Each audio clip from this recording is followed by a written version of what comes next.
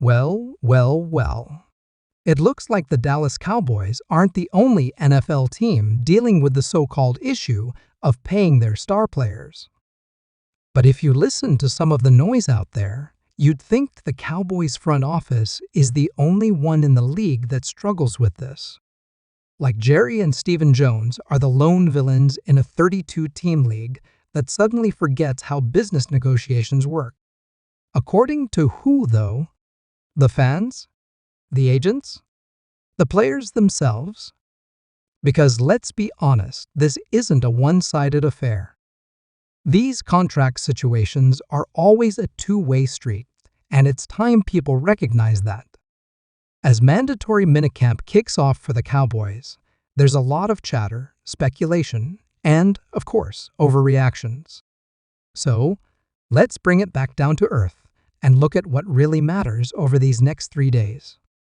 I'll walk you through what you can expect, which position battles to keep an eye on, and what storylines are worth following without getting caught up in the media circus that always seems to surround this team.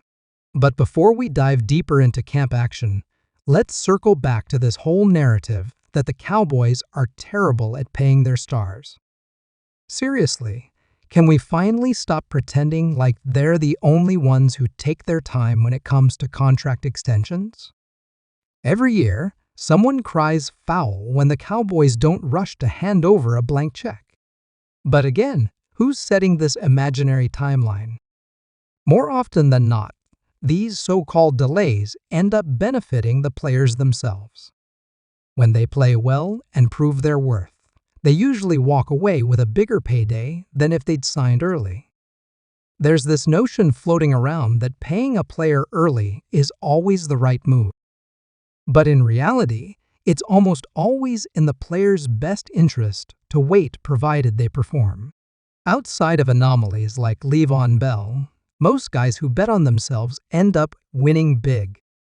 So, why are we constantly pushing this victim narrative for players who are actually in strong negotiating positions? Look around the league. Washington hasn't had a true WR1 in what feels like forever, and now that they finally do Scary Terry, they're dragging their feet. He's pushing 30, and the Commanders are hesitating. Same goes for teams like the Steelers and Bengals. T.J. Watt and Trey Hendrickson, both elite edge rushers, are holding out right now. They've arguably been more productive than Micah Parsons over the last 2 seasons, and guess what? Their teams aren't exactly sprinting to the table with a new contract either. So why do we act like the Cowboys are uniquely guilty? It's a business. No team wants to rush into a massive financial commitment unless they're absolutely sure. The timing of these deals is strategic, yet some fans act like they're personally offended. Like it's somehow impacting their electric bill, whether Micah signs this week or in 3 months. Newsflash, these dudes are getting paid regardless, and it'll be more money than most of us will ever see. So chill. The Cowboys have one of the better reputations in the league for taking care of their own, not just while players are in uniform, but even after they hang it up. Look at the former players they keep involved. This idea that Jerry and Stephen are these cold-hearted owners refusing to reward their stars is just factually incorrect. It's a tired narrative, and it's time we drop it.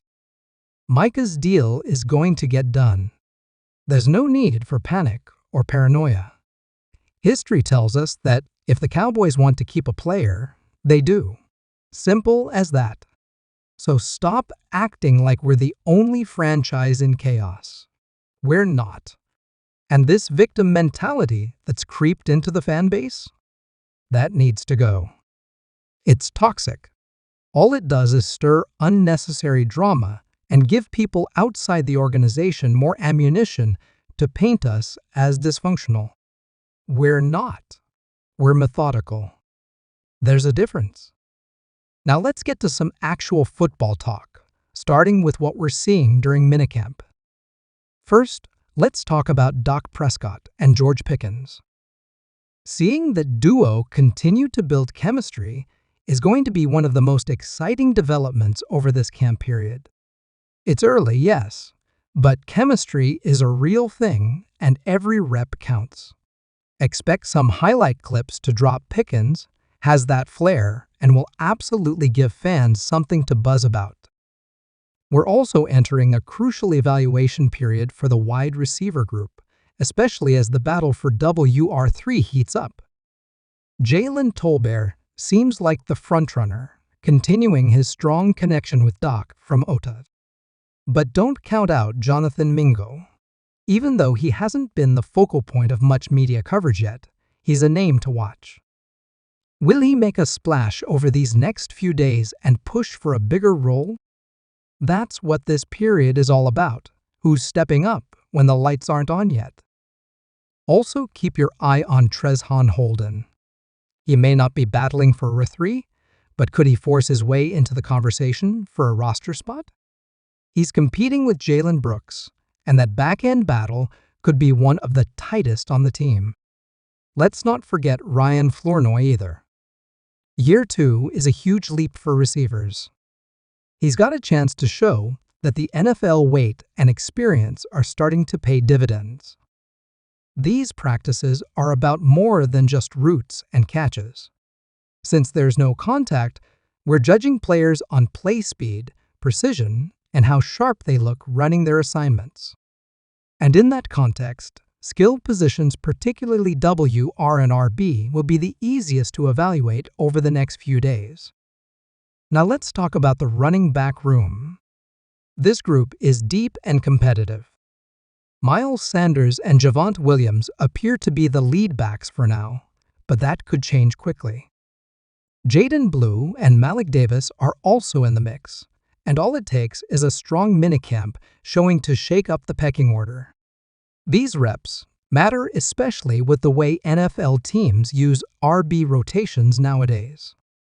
Don't be surprised if one of these guys makes a push to be more than just a backup. And speaking of players making a push, don't sleep on the tight end group. Jake Ferguson is the starter, no doubt. But Brevin Spanford is coming on strong. He might be the best blocker in the group already, and he's starting to flash some ability as a receiving option. Could we see a two-headed monster at tight end? It's possible. And if he continues to impress, he might even push Luke Schoonmaker for snaps in those two tight end sets the Cowboys like to sprinkle in. The O-line and D-line groups are harder to evaluate right now.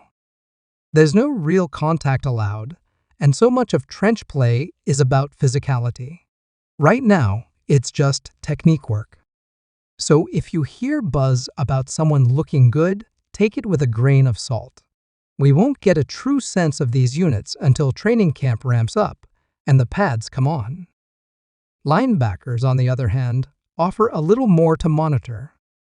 With Damone Clark, Jack Sanborn, Kenneth Murray Jr., and rookie Shemer James, all vying for roles someone has to step up while DeMarvion Overshown continues his rehab.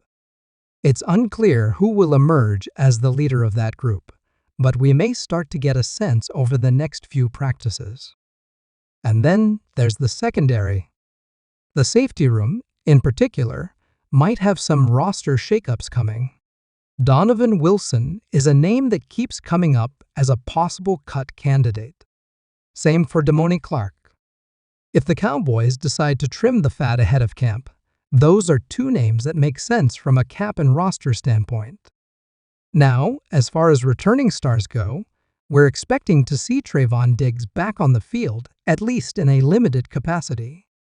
He's been spotted at the Star, and the belief is that he'll be participating with the rehab group. Regardless, it'll be good to see him in uniform again. What's more interesting, though, is the tone around Diggs. Is he still firmly in the Cowboys' long-term plans? We haven't heard much from him or about him. I'm looking forward to seeing how the team talks about him and how he addresses the media.